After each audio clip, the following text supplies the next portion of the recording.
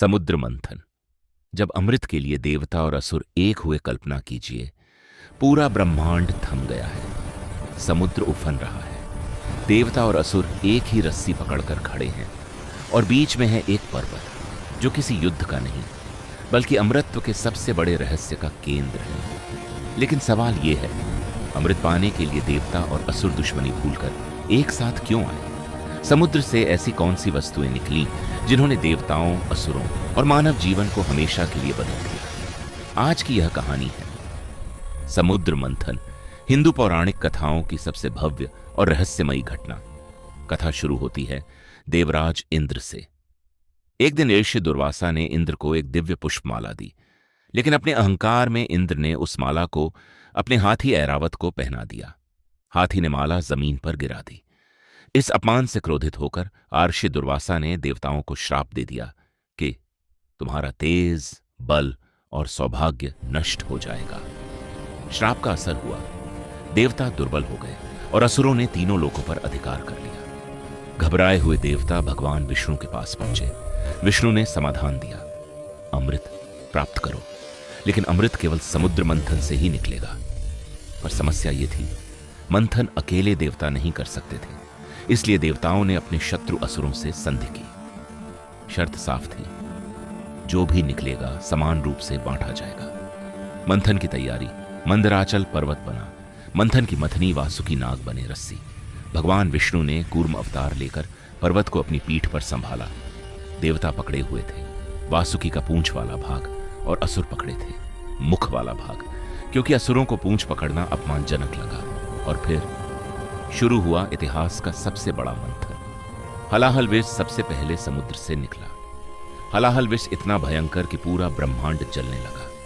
देवता और असुर डर गए। तब भगवान शिव आगे आए। उन्होंने विष को पी लिया, लेकिन उसे कंठ में रोक लिया। इसी कारण शिव कहलाए। नीलकंठ यह त्याग और करुणा का सबसे बड़ा उदाहरण है। कामधेनु फिर निकली। कामधेनु गाय, जो इच्छा अनुसार सब कुछ देने वाली थी। इसे ऋषियों को सौंपा गया ताकि यज्ञ और धर्म सुरक्षित रहे। उच्चैश्रवा घोड़ा, एक दिव्य 7 सिरों वाला श्वेत घोड़ा, इसे इंद्र ने प्राप्त किया और यह देवताओं की शक्ति का प्रतीक बना। ऐरावत हाथी, 4 दांतों वाला दिव्य हाथी, देवराज इंद्र का वाहन बना। कौस्तुभ मणि, एक अद्भुत मणि जो स्वयं भगवान विष्णु के वक्षस्थल पर सुशोभित हुई। कल्प वृक्ष, इच्छाएं पूर्ण करने वाला वृक्ष, इसे देवताओं ने स्वर्ग में स्थापित किया। अप्सराएं, रंभा, मेनका जैसी सुंदर अप्सराएं निकली। इन्होंने स्वर्ग की शोभा और संगीत को बढ़ाया। देवी लक्ष्मी असुरों और देवताओं दोनों को चाहिए थी, लेकिन देवी ने भगवान विष्णु का वर्ण किया। वारुणी, सुरा, मदिरा की देवी, इसे असुरों को दिया गया, जिससे उनका विवेक और अधिक भ्रमित हो गया। चंद्रमा मंथन से फिर निकले। चंद्र, जिन्हें भगवान शिव ने अपने मस्तक पर धारण कर लिया। चंद्र शीतलता का प्रतीक है। 5 जन्य शंख मंथन से फिर निकला। 5 जन्य शंख, इसे भगवान विष्णु ने ले लिया। यह शंख विजय का प्रतीक माना जाता है और इसकी ध्वनि बहुत ही शुभ मानी गई है। धन्वंतरी और अमृत कलश, अंत में प्रकट हुए भगवान धन्वंतरी, हाथ में लिए अमृत का कलश। बस यहीं से कहानी ने लिया सबसे बड़ा मोड़। असुरों ने कलश छीन लिया। देवता फिर विष्णु के पास पहुंचे। मोहिनी अवतार और अमृत वितरण, भगवान विष्णु ने लिया। मोहिनी अवतार असुर मोहिनी के सौंदर्य में मोहित हो गए और अमृत बांटने की जिम्मेदारी उन्हें सौंप दी। मोहिनी ने चालाकी से देवताओं को अमृत पिला दिया। एक असुर राहु देवता बनकर बीच में बैठ गया, लेकिन सूर्य और चंद्र ने पहचान लिया। विष्णु ने सुदर्शन चक्र से उसका सिर काट दिया।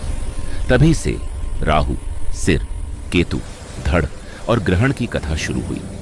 समुद्र मंथन हमें सिखाता है, अमृत से पहले विष आता है। धैर्य, त्याग और सहयोग के बिना अमृत संभव नहीं, और कभी कभी शत्रु के साथ भी मिलकर ब्रह्मांड का संतुलन बनाए रखना पड़ता है।